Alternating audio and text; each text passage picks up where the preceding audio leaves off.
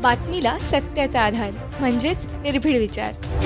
कि लंदन में जब बड़ी लड़ाई हो रही थी जिसको वर्ल्ड वार सेकंड बोलते हैं, तो उस वक्त बजट पेश किया गया।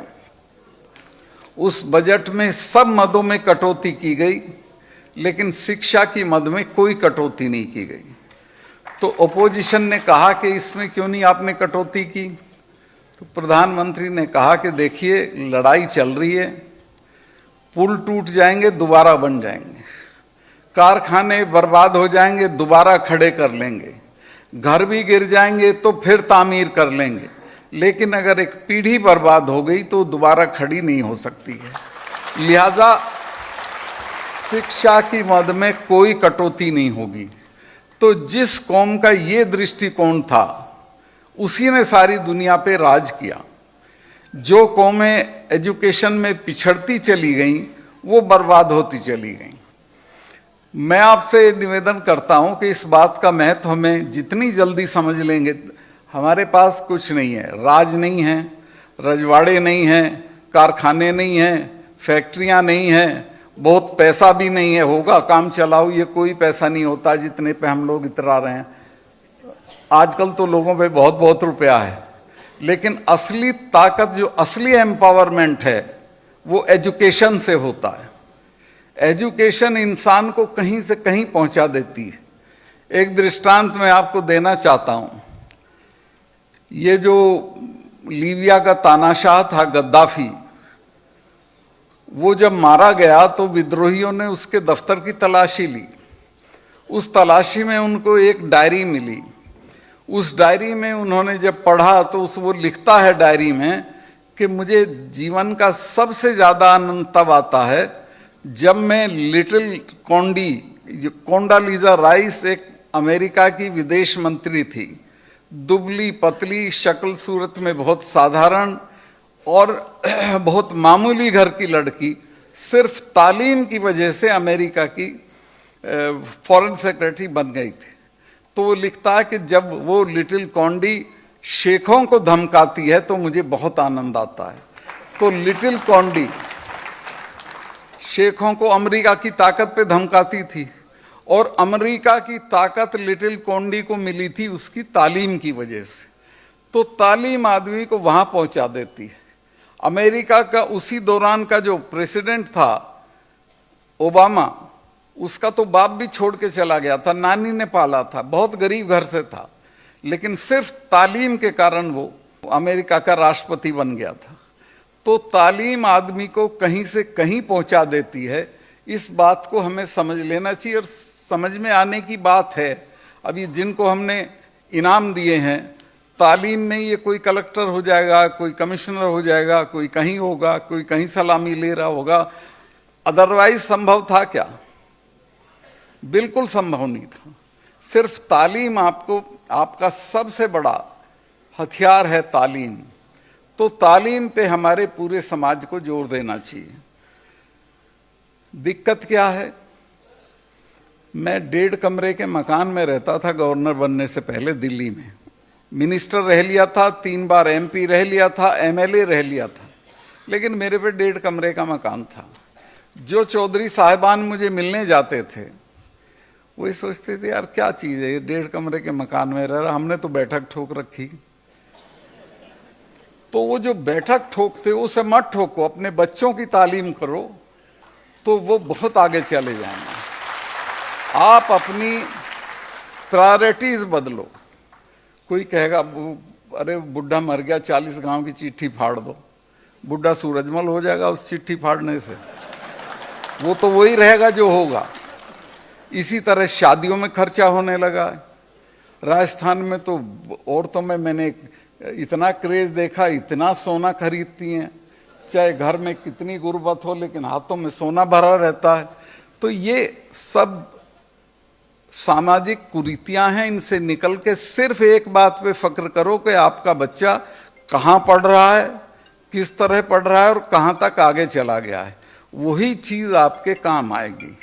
और तेजा फाउंडेशन इस काम में जो हिस्सेदारी कर रहा है, जो रोल अदा कर रहा है, मैं उसके लिए आपको बहुत बहुत बधाई देना चाहता हूँ। और मुझे फक्र भी है देख के, और आपकी योजनाएं सब देख के कि आप बहुत आगे तक जाएंगे और हमारे बच्चों का आप बहुत भला करेंगे। नेता तो किसी का भला वाला करते नहीं आज तक। आजकल ये संस्थाएं हैं जो हमारे बच्चों का भला कर सकती हैं, तो इन संस्थाओं में दिल खोल के दान दीजिए, इनका सहयोग करिए और इनसे फिर अपने बच्चों को आगे बढ़ाइए। तो आजकल इशू है किसानों वाला, उस पर तो बोलूँगा तो कंट्रोवर्सी हो जाएगी। ये अखबार वाले ऐसा कर देते हैं कि मैं 2 हफ्ते तक ये इंतज़ार करता हूँ कि दिल्ली से कोई टेलीफोन तो नहीं आ रहा है। और हालांकि गवर्नर को हटाया नहीं जा सकता, फिर भी जो मेरे शुभ चिंतक हैं वो इस तलाश में रहते हैं कि ये कुछ बोले और ये हटे। कुछ उस पे लिख देते हैं फेसबुक पे कि गवर्नर साहब जब इतना आप महसूस कर रहे हो तो आप इस्तीफा क्यों नहीं देते। मैं कहा भाई आपके पिताजी ने बनाया था मुझे जिसने बनाया था ना, तो मैं वोट से बना, मुझे बनाया था दिल्ली में 2-3 बड़े लोग हैं उन्होंने, और मैं उनके इच्छा के विरुद्ध बोल रहा हूं, तो ये तो मैं जान के बोल ही रहा हूं कि उनको दिक्कत होगी। वो जिस दिन मुझे कह देंगे कि हमें दिक्कतें छोड़ दो, मैं 1 भी मिनट नहीं लगाऊंगा। और पहले दिन जब मैं किसानों के पक्ष में बोला तो ये तय करके बोला था कि मैं फौरन छोड़ दूंगा और किसानों के धरने पे आके बैठ जाऊंगा। देश में इतना बड़ा आंदोलन आज तक नहीं चला है जिसमें 600 लोग शहीद हो गए। कुतिया भी मरती है तो दिल्ली के नेताओं का शोक संदेश जाता है, लेकिन 600 किसानों का प्रस्ताव लोकसभा में पास नहीं हुआ है। और मैं इस पे इतना, मेरे से पूछा वहां डीडवाना में कि साहब आपको ऐसा क्या हो गया था जो आपको बोलना पड़ा। मैं कहा मैं इस बात से बहुत आहत हूं कि 600 लोग, अभी कहीं एक्सीडेंट हुआ, आग लगी कल उसमें महाराष्ट्र में, 5-7 लोग मरे उसमें, लेकिन दिल्ली से प्रस्ताव आ गया उनके पक्ष में। हमारे 600 लोग मरे, उस पर कोई नहीं बोला। संसद में कोई हमारे वर्गों के लोग जहां हैं वो भी खड़े नहीं हुए प्रस्ताव पास करवाने के लिए। तो ये कोई अच्छी स्थिति नहीं है और इसमें मैं काफी आहत था, गुस्से में था। मैं तो प्रधानमंत्री जी से मिलने गया तो मैंने उनको कहा कि आप गलतफहमी में हैं, ना तो इन सिखों को हराया जा सकता है। इनके गुरु के 4 बच्चे उसकी मौजूदगी में खत्म हो गए थे, लेकिन उसने सरेंडर नहीं किया था। और ना इन जाटों को हराया जा सकता है। और ये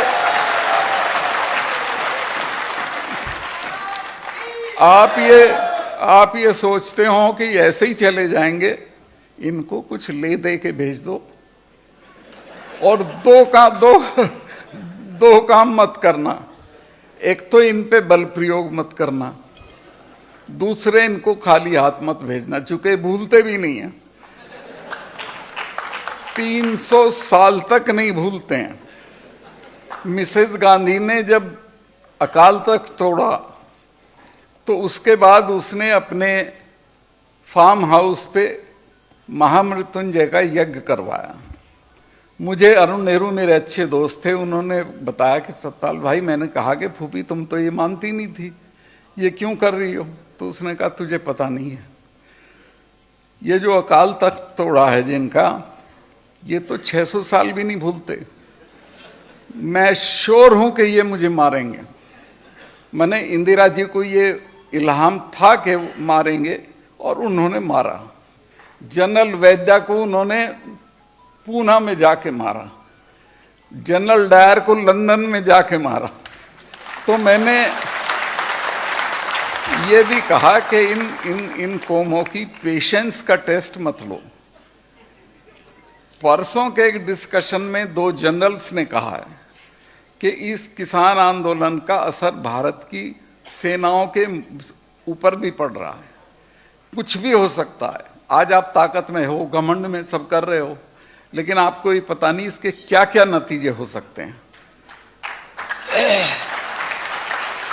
कारगिल होता है तो इन्हीं किसानों के 20-20 साल के लड़कों को उस पे चढ़ा देते हो पहाड़ी पे। कारगिल में मैं ये मानता हूं कि सरकार की असफलता थी कि कारगिल में वो लोग घुसे, और उसका दाम हिंदुस्तान के किसानों के बच्चों ने चुकाया। 20-20 साल के बच्चे, दुनिया में कोई ऐसी लड़ाई नहीं हुई कि दुश्मन ऊपर बैठा और आप नीचे से रेंगते हुए जा रहे हैं और गोली खा के चिड़िया की तरह मर रहे हैं। तो ये जो है, ये अन्याय हमारे ही साथ होता है, लेकिन इसमें किसी ना किसी दिन लोग रिएक्ट कर जाते हैं। मैं नहीं चाहता कि कोई ऐसा दिन आए जब ये किसान लोग रिएक्ट कर। अभी तो किसानों ने एक कंकड़ भी नहीं मारी है किसी के। वो जो कहते हैं कि जी लाल किले वाली घटना, उसका किसान आंदोलन से कोई ताल्लुक नहीं था। वो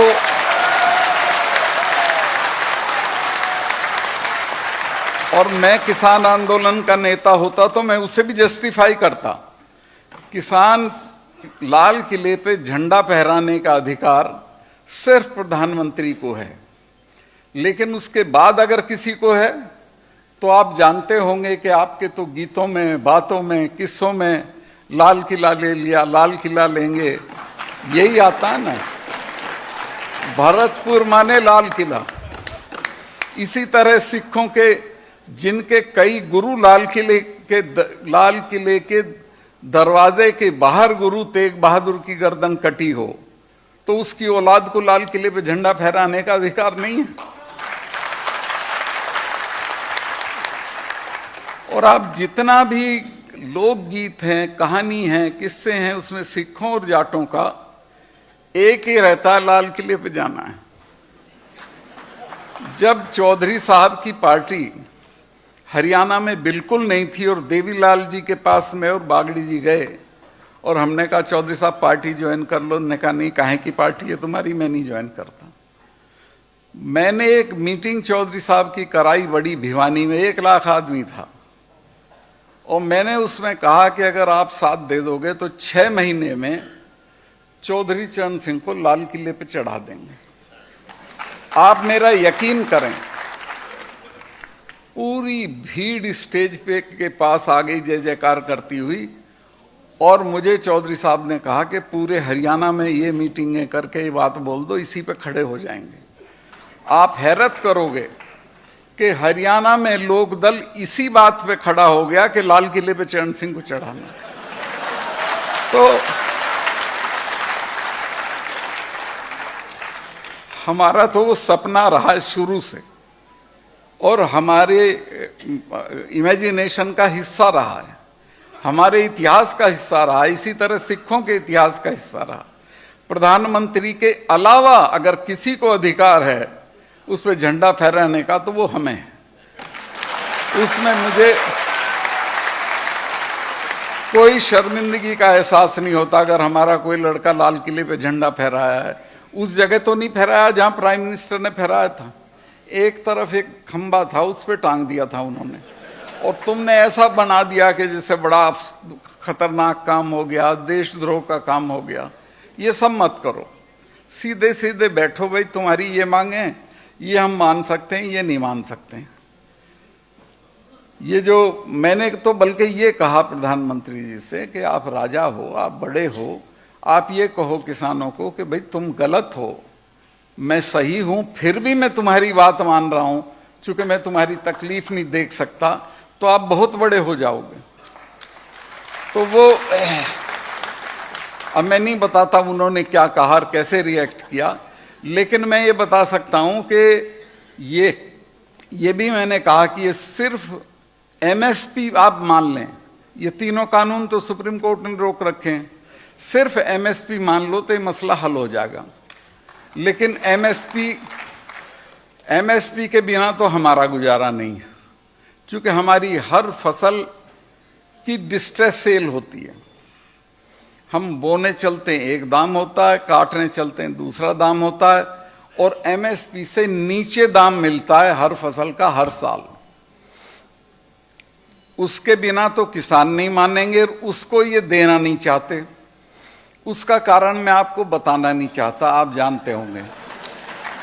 उसमें किसी का नुकसान होता है एमएसपी लागू हो जाने से। जिन्हें एमएसपी से किसानों की जो डिस्ट्रेस सेल है वो चाहिए, और किसानों को कम दाम पे उनका माल खरीद के फिर बड़े दाम पे बेचने के लिए जो बैठ गए बाजार में।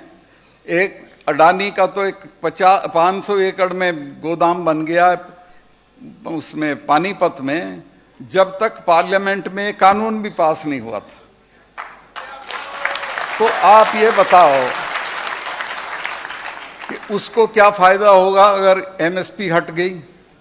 पर मैं आपको लिख के दे रहा हूं कि सरकार और नो सरकार, एमएसपी रहेगी, एमएसपी कानून बनेगी और एमएसपी को कानूनी जामा पहनाया जाएगा। आज ये स्थिति है कि हरियाणा के किसी गांव में चीफ मिनिस्टर हेलीकॉप्टर नहीं उतार सकता।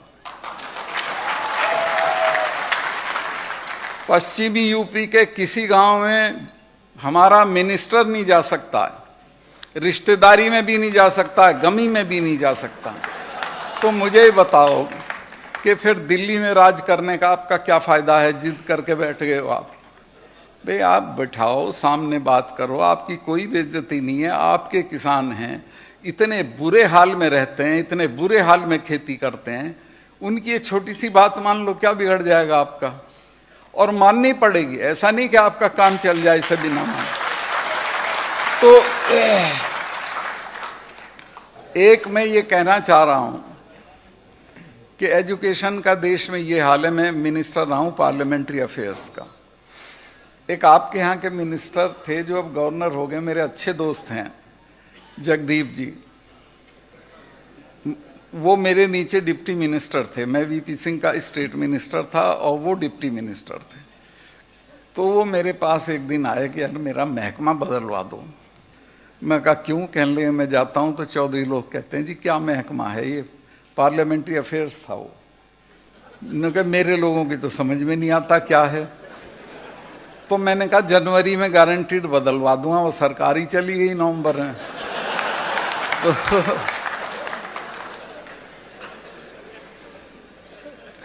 ये जो पार्लियामेंट्री अफेयर्स मिनिस्टर होकर मैंने देखा कि देश की संसद में पिछले 70 साल तो नहीं हुए, संसद को तो कम ही साल हुए हैं, एक बार भी शिक्षा पे बहस नहीं हुई है। बजट पास होता है तो बहुत महकमों पे बहस होकर तब पास होता है, लेकिन शिक्षा का बजट बाकी जो 6, 7, 8 महकमे रह जाते हैं उनके साथ क्लब करके, इकट्ठा करके और बिना बहस के पास कर दिया जाता है, जिसे गिलोटिन करना यानी फांसी देना कहते हैं। तो शिक्षा के बजट को पिछले जब से संसद है तब से आज तक गिलोटिन किया गया, कभी उस पर बहस नहीं हुई। और आज तक 6% बजट के टोटल का 6% से ज्यादा उस पर खर्चा नहीं हुआ है। और नतीजा ये है कि पूरी दुनिया में इंग्लैंड की एक यूनिवर्सिटी है जिससे 170, 160, 100, 110 इतने नोबेल प्राइज विनर हैं। अमेरिका की 7-8 यूनिवर्सिटी हैं। और हिंदुस्तान में कितने नोबेल प्राइज विनर हैं? 11 हैं, जिनमें 6 विदेश में हैं। एक मदर टेरेसा है, एक रविंद्रनाथ टैगोर है।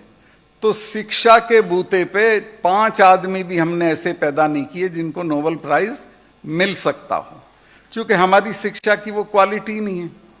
हमारी शिक्षा की क्वालिटी कैसे हो? हम तो 6% से ज्यादा खर्चा ही नहीं करते हैं। और एक मैंने वो जिक्र किया आपको कि वो 14 तल्ले का मकान रखेंगे, एक मंजिल पे कुत्ते रहेंगे, एक पे चाबियां रहेंगी, एक पे ड्राइवर रहेंगे, लेकिन शिक्षा के लिए एक धेले की चैरिटी नहीं करेंगे। दुनिया के बड़े लोग, लॉर्ड गिल्डॉफ है, बहुत बड़ा म्यूजिशियन है इंग्लैंड का, अपनी सारी आमदनी दे देता है एजुकेशन के लिए, अपने लिए, अफ्रीका के गरीब बच्चों की एजुकेशन के लिए। और जहां जहां दुनिया के राज्याध्यक्षों की मीटिंग होती है, वहां जाके उनसे कहता है 2 पैसा मांगता है। ऐसे ही लेवी है, लीवी करके है, ये दोनों संगीतज्ञ हैं। ये जो आपका माइक्रोसॉफ्ट वाला है, इसने अपनी पूरी दौलत का करीब करीब 90-95% दान में दे रखा है शिक्षा के लिए। लेकिन हमारे यहाँ जो ये पैसे वाले हैं, लड़की की शादी में चेक से 300 करोड़ रुपया खर्चा हुआ है, और बिना चेक कितना हुआ होगा आप अंदाजा लगा लो। आप ये करेगा, लेकिन 1 पैसा सिपाहियों को या हमारे इनको शिक्षा वालों को, हमारी संस्थाओं को दान नहीं देगा यहाँ का। तो मैं ये कहता हूं कि भाई इनको तुम क्यों सेठ मानते हो, इनको तुम क्यों बड़ा मानते हो? ये तो सड़े हुए आलू की बोरी हैं, ये कुछ है ही नहीं। इनका सम्मान ही मत करो समाज में। समाज में उसका सम्मान करो जो अपने हिस्से का दूसरे के लिए दे। जो यहां दान देता है, नाम बुलवाता है, उसका सम्मान करो। अपने घर कोई लिए बैठा, हमसे क्या मतलब है? और मैं जब भी यहाँ आता हूँ या बोलने भी चलता हूँ, मेरे सब वेल विशर ये कहते हैं जी थोड़ा संभल के, थोड़ा देख के। मैं क्या हो जाएगा भाई, मैं अपनी माँ के पेट से गवर्नर पैदा नहीं हुआ था। मेरे पास जो है उसे खोने के लिए हर वक्त तैयार रहता हूँ, लेकिन मैं अपनी आत्मा, अपना सोच, अपने कमिटमेंट को कभी नहीं छोड़ सकता। चौधरी चरण सिंह जी, मैं उनके सानिध्य में क्या, मैं तो कहूँ उनके चरणों में बैठ के काम किया। एक ही बात कहते थे, उनकी बहुत सारी बातें जो याद रखनी चाहिए, लेकिन वो ये कहते थे कि अपने वर्गों के सवाल पे कभी समझौता मत करो। अपने वर्गों के सवाल पे जो तुम्हारे पास हो उसे छोड़ने के लिए तैयार रहो, लेकिन समझौता मत करो।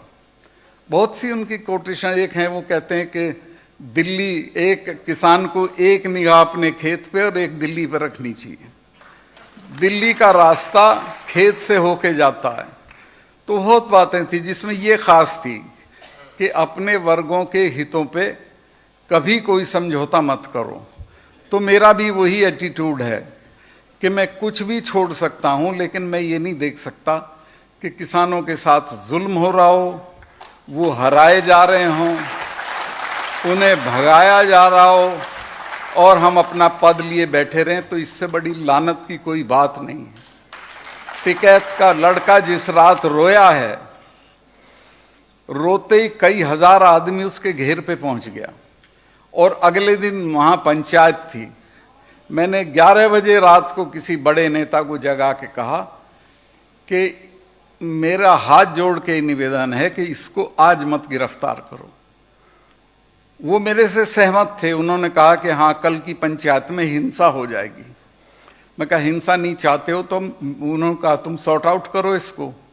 मैं कहा मैं कर दूंगा, मेरी एक शर्त है कि क्या कि इसको आज मत गिरफ्तार करो, कल कर लेना। आज ये जो रोया है इसका असर चला गया नीचे तक। सबसे पहले जींद जिले के लोग सड़क पे आए। तो ये पता नहीं कहां तक बात जाएगी। तो वो मैं उनका धन्यवाद करता हूं, 1 मिनट में मान गए। उन्होंने कहा मैं अभी सब फोर्सेस को वापस बुलाता हूं, तुम उसको कहो मेरे से बात कर ले। उसने फौरन फोन किया, बात हो गई। उन्होंने कहा अपने भाई को कहना पंचायत में कोई हिंसा नहीं होगी। उसने कहा जी मेरी गारंटी है नहीं होगी। और वो बाहर है, उस दिन से आज तक गिरफ्तार तो नहीं हुआ। तो असली बात यह है कि जो ऐसे मौके होते हैं उनको अवॉइड किया जाता है।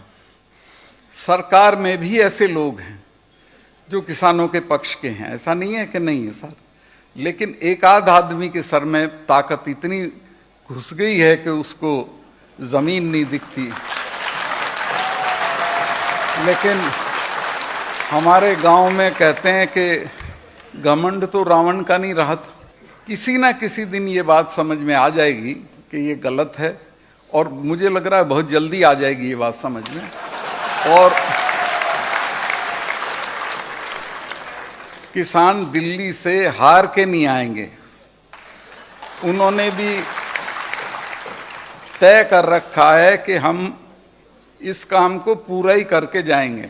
1 साल लगे, 2 साल लगे, 3 साल लगे, 4 साल लगे, वो जीत के आएंगे, कामयाब हो के आएंगे। और चूंकि वो अपने लिए नहीं लड़ रहे हैं।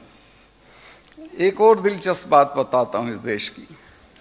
यहाँ ये प्रचार होता जी, ये तो 3 स्टेट का झगड़ा है सिर्फ, पंजाब, राजस्थान और हरियाणा का कुछ का नहीं, पंजाब, हरियाणा, राजस्थान का कुछ टुकड़ा और वेस्टर्न यूपी का कुछ टुकड़ा। वो गलत फहमी में है। जब ये किसानों ने बंद की कॉल दी तो मैं उसके अगले दिन मेघालय गया था, तो मैंने पता किया तो उन्होंने कहा जी यहाँ के किसान भी बंद कर रहे थे। आप अंदाज लगाओ, जब मेघालय का किसान भी इनके साथ है तो ये देश में अकेले कैसे हैं।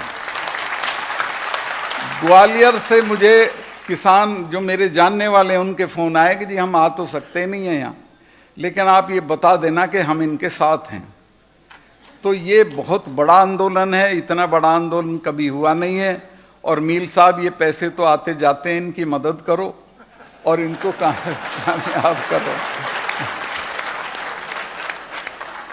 ये अगर नेक काम में लगेंगे तो उसके अच्छे नतीजे होंगे, आपकी औलाद का भी नाम होगा, आपका भी नाम होगा। मैं बहुत समय आपका ले लिया जो उचित नहीं था। एजुकेशन के बारे में बहुत चीज़ें मैं कहना चाह रहा था, लेकिन अब मौका नहीं है। भाई इतना ही कहना चाहता हूँ कि एजुकेशन बहुत इग्नोर्ड है देश में, उसमें कोई तवज्जो नहीं है, क्वालिटी एजुकेशन नहीं है, नोबेल प्राइज़ की तो छोड़ो, वैसे भी नहीं है, और बढ़िया कॉलेज भी नहीं है अपने यहाँ दुनिया के लेवल पे अगर देखेंगे तो। और दुनिया एजुकेशन को कितनी तवज्जो देती है वो अपने यहाँ सरकार तवज्जो भी नहीं। हमारे यहाँ तो सरकारें नई पार्लियामेंट बनाने पे खर्चा कर रही हैं। भाई नई पार्लियामेंट के बजाय कोई बढ़िया वर्ल्ड क्लास कॉलेज बनाओ तो मेरी बात समझ में आती है, लेकिन वो उनका प्रायोरिटी नहीं है। तो ये हमें खुद करना पड़ेगा, चूँकि हम पिछड़े हुए हैं और हम पे एक ही हथियार बचा है, ये आखिरी। चूँकि ना बंदूक से लड़ सकते हो, ना लाठी से, एजुकेशन से लड़ सकते हो। अपने बच्चों को बढ़िया तालीम दो, फिर आपके बच्चे कहीं नहीं पिछड़ेंगे। आरक्षण आपको हो चुका है, इसी आरक्षण में इतनी बड़ी तादाद में आपके बच्चे निकल जाएंगे, और जब वो डीएम, एसएसपी और अफसर हो के बैठेंगे तो आपकी तो जय जयकार हो जाएगी। फिर क्या चाहिए आपको। लेकिन मैं फिर दोहराऊं, आप ये जो काज करना है, और मेरा एक साथी था, वो आया एक दिन कि जी कर्जे में हो गया। मैं क्यों? कहने मेरा बाप मर गया था पिछले महीने, गांव वालों ने बिठा के 40 गांव की चिट्ठी फड़वा दी। मैं कहा फिर? कहने जी बहुत पैसे खर्च हो गए। मैं क्यों? तेरा बाप इससे सूरजमल बन गया क्या? कि जी ना। मैं कहा सालो ये काम छोड़ दो, कुछ नहीं रखा इनमें, दहेज छोड़ दो। राजस्थान की तो महिलाओं से हाथ जोड़ के कहता हूँ ये सोने का, यहाँ तक के सोने का चलन छोड़ दो।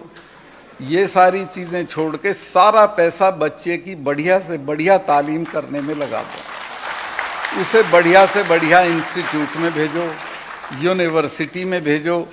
जब वो पढ़ के वहाँ से निकलेगा तो वो इतना ताकतवर होगा कि जिनसे आप डरते दबते थे वो उससे डरने दबेंगे, वो उसे सलाम करेंगे। तो मैं बहुत कई बार कह भी लिया ये मैंने कि मैं बहुत लंबा हो गया, और मैं आता रहूँगा आपके संस्थान में। और आज के लिए इतना ही काफ़ी, कोई अंत नहीं है। मैं फिर आऊँगा, और अगली बार शायद मैं गवर्नर ना रहूँ तो और खुल के बोल दूँगा।